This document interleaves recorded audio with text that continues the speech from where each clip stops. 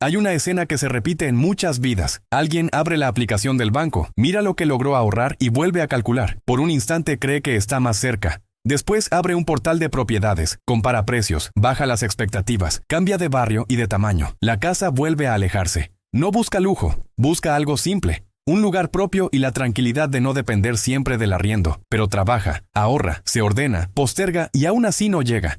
Esa distancia no apareció de golpe. Creció en silencio, hasta dejar a toda una generación con la misma sensación. Hice lo que me dijeron, pero ya no alcanza. Durante años heredamos una historia muy clara sobre cómo se construía una vida adulta.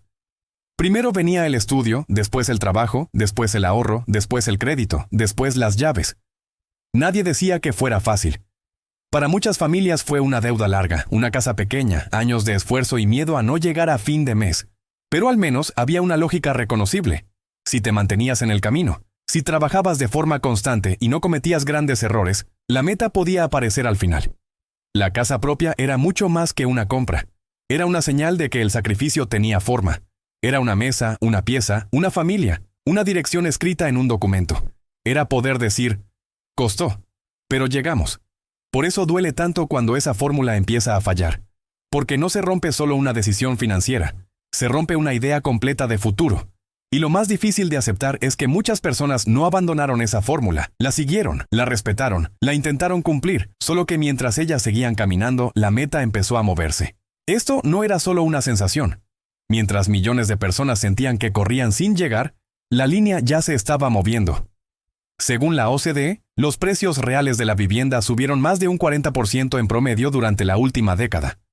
Y entre 2010 y 2022, en países como Canadá, Chile, Nueva Zelanda, Israel y otros, el salto superó el 75%. Ese número no es frío cuando lo bajas a la vida diaria. Significa más años de ahorro, más deuda, más espera, más distancia. Significa una persona ajustando otra vez sus expectativas, una pareja mirando un barrio más lejos, una familia entendiendo que lo que antes parecía difícil ahora se volvió mucho más pesado. La casa no estaba quieta esperando a que la alcanzaras. La casa también corría. Desde afuera alguien podría mirar solo el ahorro y decir, vas bien, pero desde adentro se siente distinto. Se siente como correr detrás de una puerta que retrocede justo cuando estás por tocarla. Y cuando una meta se mueve más rápido que tu vida, tarde o temprano empiezas a preguntarte si el problema eres tú.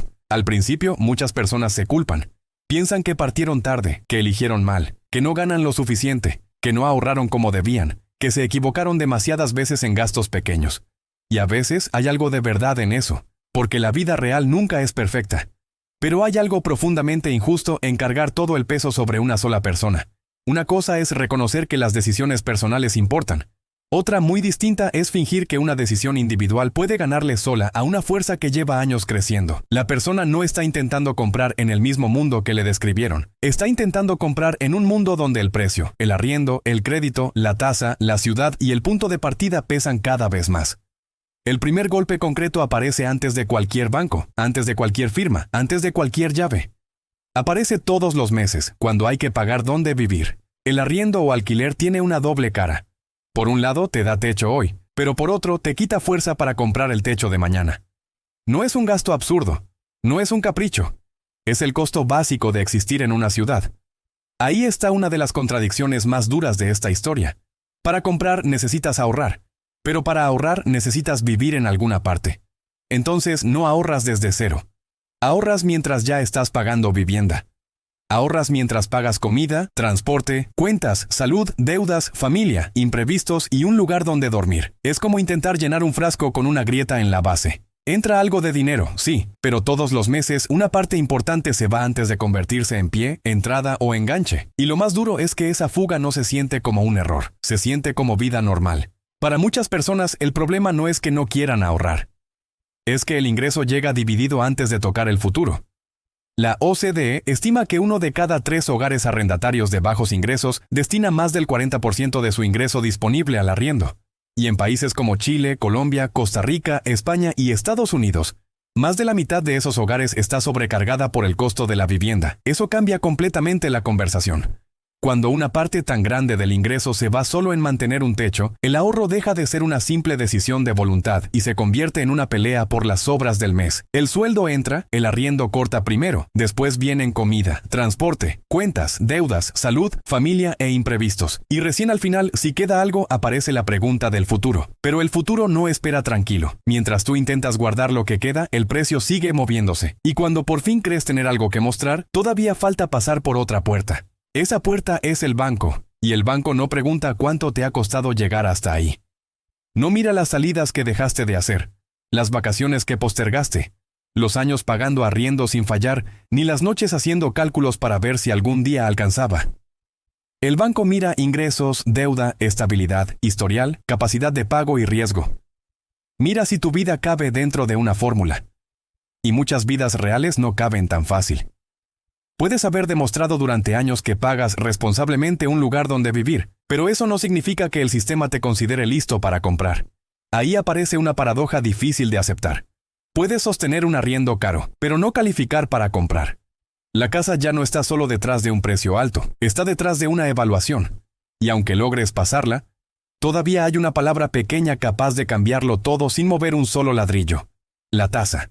La tasa parece una palabra técnica, de esas que pertenecen a bancos, economistas y simuladores de crédito, pero en realidad puede entrar directamente a la cocina de una familia. La misma casa, con el mismo tamaño y la misma dirección, puede sentirse posible o imposible dependiendo de cuánto cuesta financiarla. No cambia la puerta, no cambia el techo, no cambia el barrio, cambia el pago de cada mes. Quien compra no está mirando solo una vivienda, está mirando 20, 25 o 30 años de compromisos. Está preguntándose si esa cuota va a dejar espacio para vivir, enfermarse, tener hijos, cambiar de trabajo, ayudar a alguien o fallar un mes sin que todo se venga abajo. Desde afuera parece una diferencia de números. Desde adentro se siente como una pregunta mucho más pesada. Si firmo esto, ¿me compro una casa o me compro una angustia? Mientras esa pregunta queda dando vueltas, el sueldo intenta seguir el ritmo, pero muchas veces llega tarde. Una persona puede ganar más que antes, tener más experiencia, más responsabilidades y una vida laboral más exigente, pero eso no significa que esté más cerca. La pregunta importante no es si gana más que hace 5 años. La pregunta real es si ganó más rápido que la vivienda, que el arriendo, que las tasas y que el costo de vivir. Cuando la respuesta es no, aparece una frustración difícil de explicar sin sonar ingrato. Porque en el papel hay progreso. En la práctica no hay llegada. Trabajas más, sabes más, rindes más, te cansas más, pero la distancia no se cierra. Y ahí empieza una sospecha dolorosa. Tal vez no basta con hacerlo bien. Tal vez el problema no era solo personal. Durante mucho tiempo a este problema se le respondió con frases pequeñas. Ahorra más, gasta menos, ordena tus cuentas, deja de comprar cosas innecesarias. Y sí, la disciplina importa. Sería absurdo decir que no, pero también sería injusto usarla como explicación total. Hay personas que no viven de lujos, que pagan sus cuentas, que trabajan todos los días, que comparan precios, que se restringen, que se prometen, este mes sí guardo más, y aún así quedan fuera. No porque el esfuerzo no tenga valor, sino porque el esfuerzo compite contra fuerzas más grandes que una decisión individual. Precios, crédito, tasas, arriendos, ciudad, herencias y mercados que no se detienen a mirar quién hizo bien la tarea. Entonces, la culpa empieza a cambiar de forma. Ya no se siente solo como no hice suficiente. Se empieza a sentir como algo más incómodo. La cancha cambió mientras yo jugaba. Y cuando eso ocurre, no basta con mirar solo al jugador. También hay que mirar las condiciones en las que está jugando.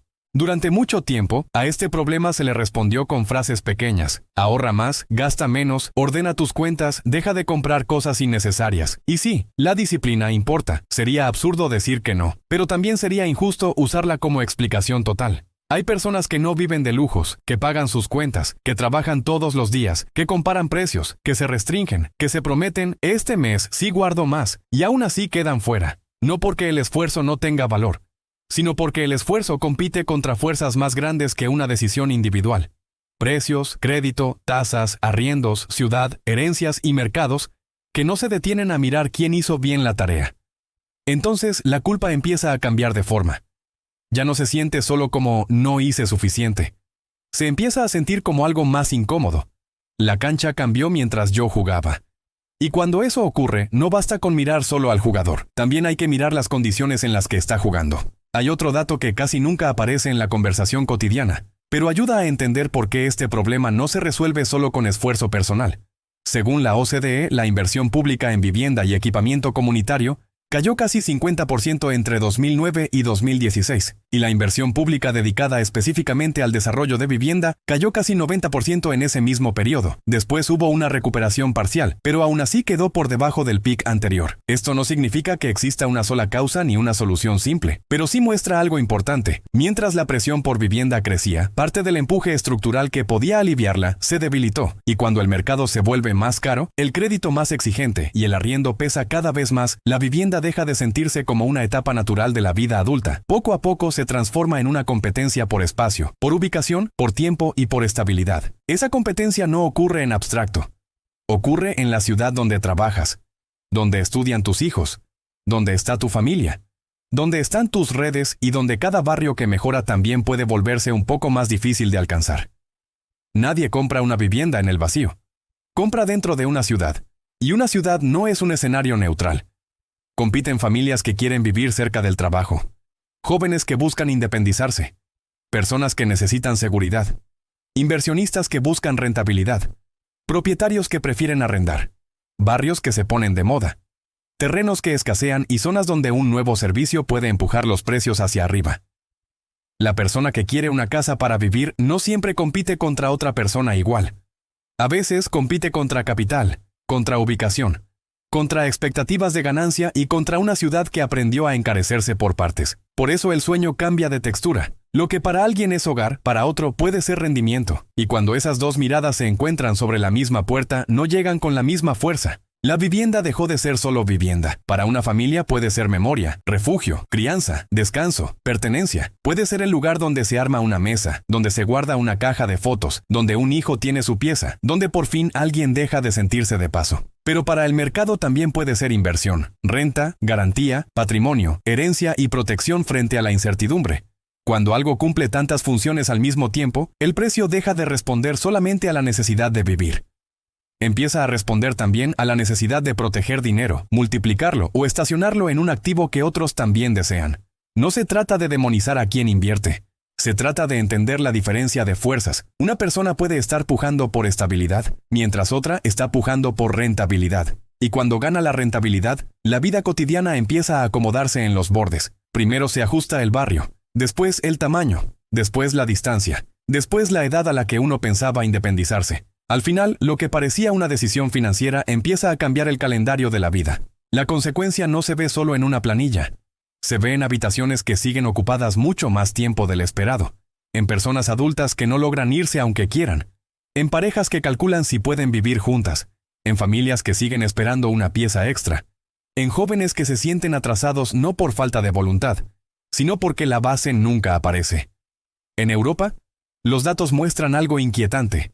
Entre jóvenes empleados de 25 a 34 años, la proporción que vive con sus padres subió de 24% a 27% entre 2017 y 2022. En Irlanda pasó de 27% a 40%. En Portugal, de 41% a 52%. En España, de 35% a 42%. No hablamos de personas que simplemente no quieren avanzar. Hablamos de personas que trabajan, pero aún trabajando no siempre logran transformar el empleo en independencia. Ese es el golpe profundo. El trabajo sigue siendo necesario, pero deja de ser suficiente. Y cuando el trabajo deja de alcanzar para salir, la adultez se vuelve menos una llegada y más una negociación permanente. Comprar una casa nunca fue solo comprar paredes.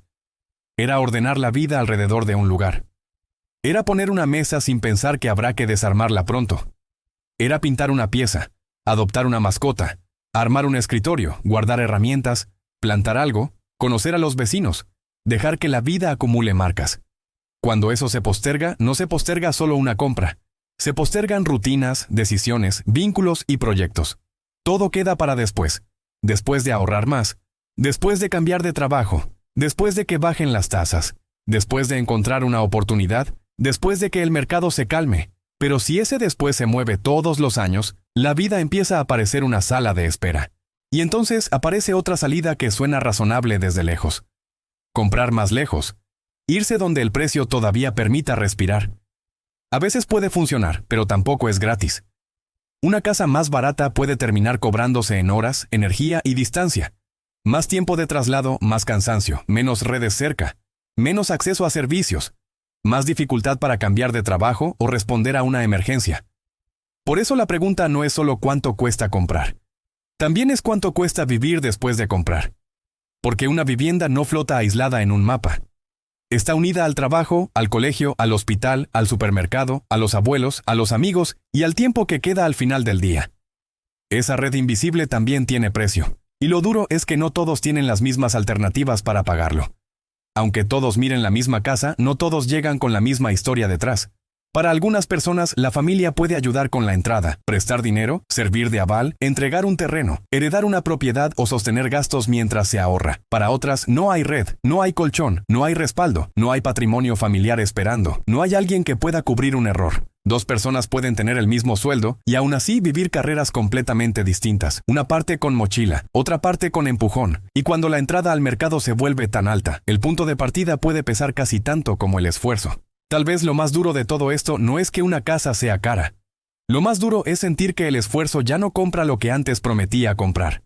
Trabajas, ahorras, te ordenas, postergas, vuelves a calcular, bajas expectativas, miras más lejos, preguntas en el banco, comparas, esperas. Y aún así la casa sigue a una distancia que parece moverse con vida propia. Entonces, la vivienda deja de ser solo una meta financiera y se convierte en una pregunta mucho más profunda. ¿Qué pasa cuando una generación cumple con las reglas, pero las reglas ya no llevan al mismo lugar? No todo se explica por falta de disciplina, no todo se arregla con gastar menos, no todo depende de una mala decisión individual. A veces, lo que se rompe no es la voluntad de las personas, sino la promesa de que trabajar, ahorrar y esperar iba a ser suficiente para construir una base estable. Y si esa promesa está cambiando, entonces también tenemos que cambiar la forma de mirar el futuro. La próxima vez que alguien diga que comprar una casa es solo cuestión de ordenarse, mira más allá del sueldo, mira el arriendo, el banco, la tasa, la ciudad, el punto de partida y quién más compite por la misma casa. Porque la pregunta ya no es solamente por qué una persona no llega. La pregunta es por qué la casa se aleja incluso cuando muchas personas siguen corriendo. Y si quieres seguir entendiendo las cosas que atraviesan tu dinero, tu trabajo y tu futuro, suscríbete, porque muchas veces lo que más afecta a tu vida no te lo explicaron. Si este video te ayudó a entender por qué la vivienda se aleja, suscríbete y activa la campanita. Seguimos convirtiendo números en decisiones claras.